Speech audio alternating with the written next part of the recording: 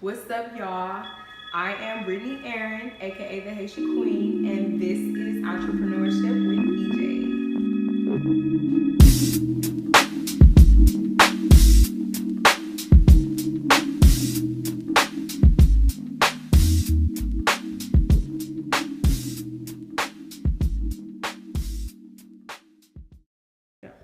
Alrighty, so what made me want to go into the hair business?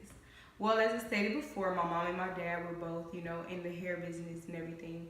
And so as a little girl, I used to play in my mom's hair, used to play in my dog's hair, and, try so many different styles.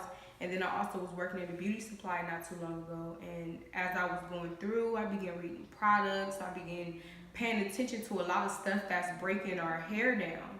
And for a minute, I didn't want to do hair anymore. But then when I worked there for a good 2 years, I realized how important it is for women to know how important it is to keep their hair up, or how important it is to stay with the natural products and all of the above, or making stuff, or understanding the direct product that helps or stimulates the hair, or what stops the breakage or anything of that sort. And you do go through your ups and the downs with hair, because it is really time consuming. But like I said, it's something really important to me, because just having a pretty style or a nice style, is deeper than that. Some people wear a weave, and you can have a nice weave, but if it's not healthy under the weave, then you won't have no hair after you take it out. So I'm just interested in the business, so that way I can get women thinking on another level when it comes to their hair. Alrighty, so how long did it take for me to get things going? Well, of course, it's not a walk in the park. And I did used to live in Houston before I got stuck back in California. And I did lose clientele, and I did have a pretty big clientele at that point. And some people were coming to me for whatever reason. Then I had other clients who was coming to me because I had good quality.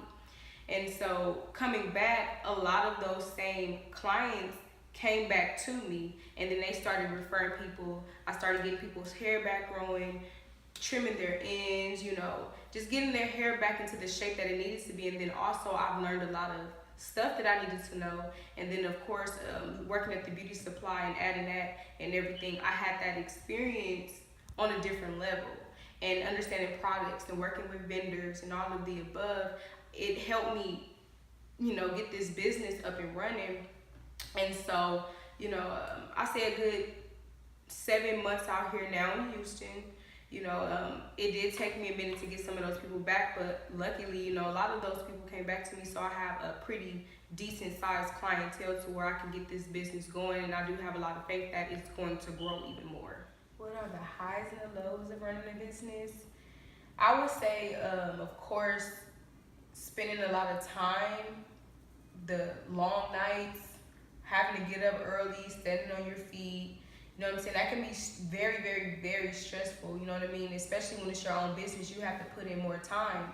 Other people can, monitor their schedule and everything a little bit differently, but, you have to worry about making sure the water bill is paid, or, the hot water isn't cut off, or just having everything kept together detailedly.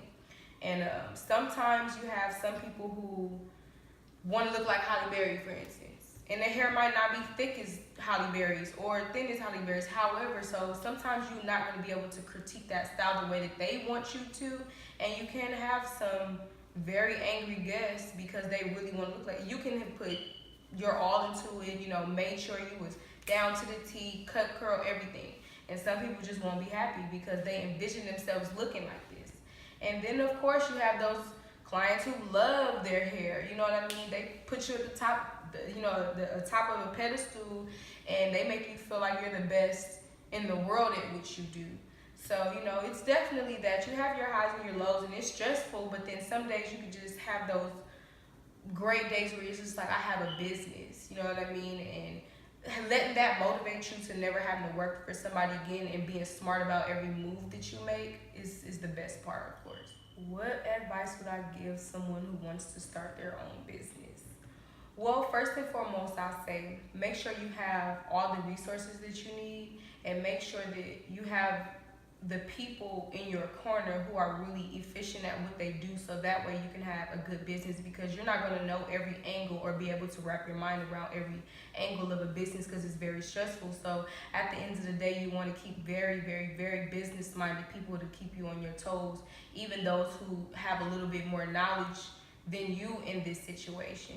And for somebody who's seeking a hair business, you have to be very stern with people. You can't be too easygoing or too mean.